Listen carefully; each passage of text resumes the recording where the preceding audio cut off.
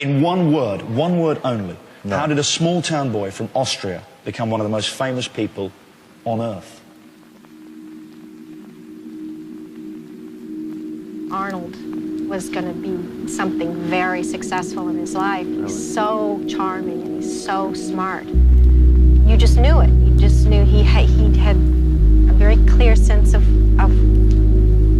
how to apply himself. Really a most unique human being. He came from a very, very humble origin. He has, again, emerged as one of the leading celebrity figures in the world.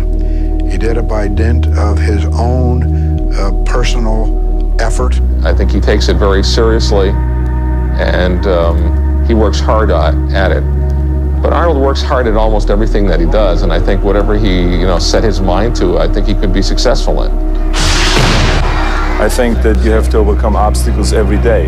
I mean, the day begins by just getting rid of obstacles. That's what it's all about in life. It was not easy for me to come to this country, to start all over. It was not easy for me to go from the fitness and from the bodybuilding into acting. And things are not easy, but the upside is always so great when you make it. But you have to work on it. It doesn't happen overnight. So they said they have a long name and a difficult name to pronounce, so I should change my name. Then they said I had a strange accent, I should change that. And you cannot have any kind of an outside negative force coming in and affect you.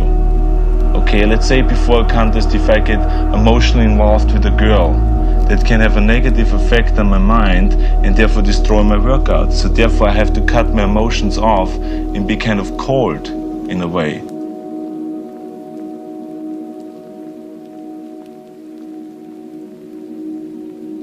Growing up, you had no plumbing. I don't think you had a toilet, no shower. You had heat only from the stove. What do you think not having much growing up taught you? Growing up like the way I did, poor, and with none of those luxuries. All of those things, made you much more hungry for success. So when you grow up like that, you don't shy away from anything. I mean, working to me was kind of like never, oh my God, I have to work. I loved working. If it was in bodybuilding or making an endorsement here or an investment in an apartment building or starting a mail order business or getting into movies or doing this or doing that, it's like, wow, this is really amazing. But it took a lot of hard work, but I never shied away from work. And I think that my hunger and my desire and my fire in the belly, and that nothing could stop me, I think that comes from growing up the way I did. It doesn't matter who it is. The most successful person in the world can tell you honestly that they also had a tremendous amount of failures. It's not always just success. The key thing is that we learn from the failures actually more than from our successes. It doesn't matter if you talk about the best basketball player. I remember Michael Jordan one time said in an interview that he missed 9,000 shots. Here he was one of the greatest, if not the greatest basketball player in the world. So yes, you miss. Everyone has failures. So the key thing is that you learn from these failures and you move on. I had my failures in bodybuilding. I lost bodybuilding competitions. Most people only know my victories, which were a lot, but I've also lost. I lost in weightlifting. I lost in powerlifting.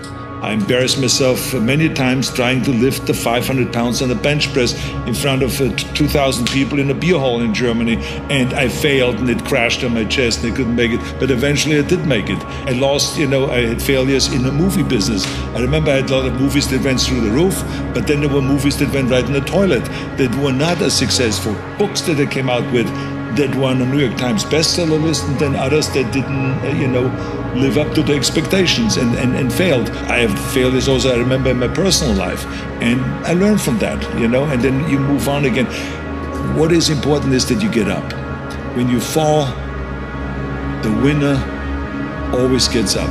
and the loser stays down. That's what's the difference. So to me, the important thing is always that when you fail on something, get up, you dust yourself off, and you move on, and have again a great vision of which direction you want to go. Pick another goal and keep moving forward. You have to have tunnel vision, and you got to have blinders on and not to see anything that is on the left and on the right side, and just really focus in what they call in golf and in tennis and all these ball sports, keep your eye on the ball. And when you do that, and when you focus that much on something, then of course you are not being able to enjoy all of the things that life has to offer, because you're so focused on this one thing. You have to focus on the thing that you really want to be the best at, and that's what I did. And I don't regret that at all, because you cannot be good in everything, and you cannot do everything and at the same time be a champion in one thing. There is no such thing. So I decided I wanted to be a champion. I decided that I wanted to go all out. Giving back and recognizing that every one of us needs help. I got plenty of help to be where I am today. There's no such thing as a self-made man, as I always say.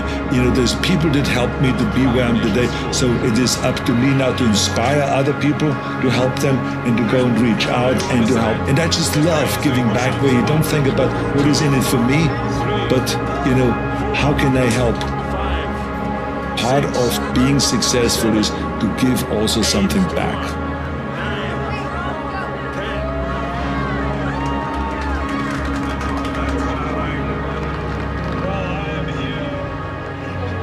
The more you create resistance to the person, the stronger that person gets, and the stronger your character gets, and the more you can endure.